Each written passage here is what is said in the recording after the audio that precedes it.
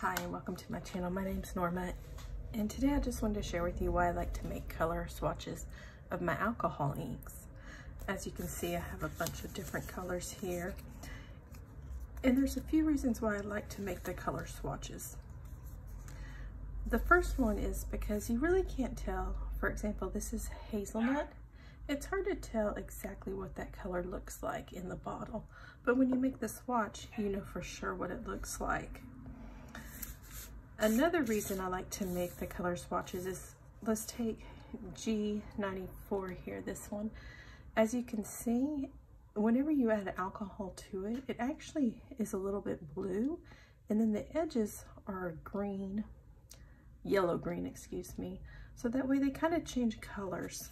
We can look at some other ones. Black especially has some underlying colors that I like to say bleed through. So this one will have like some blues in it, some reds. I'm trying to see here. So the citrus is a green and it has yellow that bleeds out. Also, some of the colors will actually stain your Yupa paper.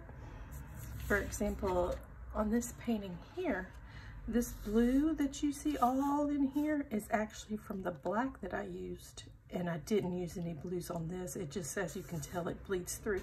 So it's nice to know that, so that whenever you're making a painting, you're not surprised.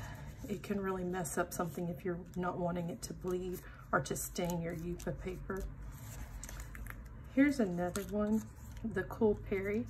You can see that it is blue underneath, pink as it bleeds out, and the true color is a purple or a lavender. So how do I make these? Let's put all these aside. And what I do is I just use a little piece of Yupa paper, some scraps. I'm going to make a few for you today. So I take it, and for example, this one's hazelnut. So I'll put some hazelnut ink down. And then I'm going to take some 91% alcohol. And we'll put some of that on there too, just so we can see how it's going to bleed, or if it's going to stain the paper or not. Now you can pick this up. Probably not like that though.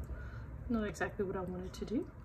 And you can kind of move it around, and you'll see it is going to stain the paper because I can see a stain on this already.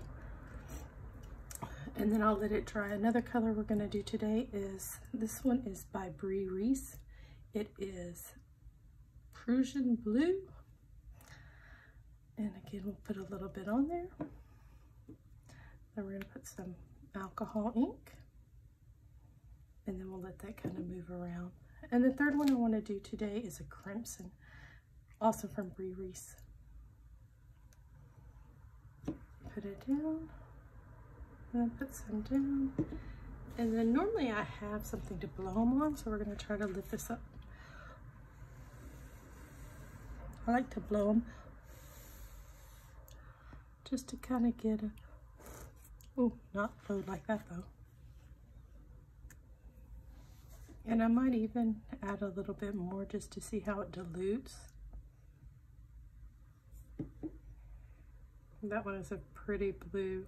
Doesn't look like it stains the paper either, so that's nice. Crimson. Also doesn't look like much of a stain. But what I would do is I would let these dry completely, and then I would add them with my other samples that I have. Another reason why I like to do samples is because whenever I'm going to do a painting, I like to take some inspiration from them. Like, I'll just randomly put out some colors and let's see what goes together. Like if I was gonna do something bright, then I might take the Sun Bright Yellow with the Cool Berry, Peach Bellini, and maybe the Mermaid. And then I would try those colors together and see how they look. I don't like to go straight to the Yupa paper or my artwork. I like to first do it on scrap papers. For example,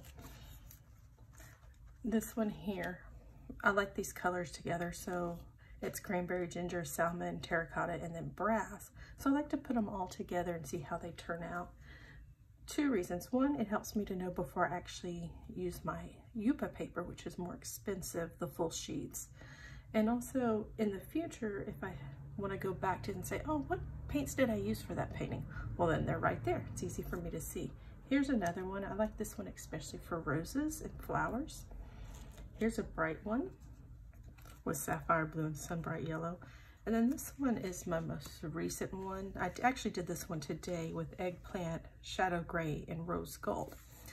And so this will probably be my next paint because I just really like how those go, kind of like a galaxy theme. So that is why I have decided to do color swatches and would recommend anybody starting or that does alcoholing to do that. Let me know if you have any questions. Thank you so much for listening. Bye.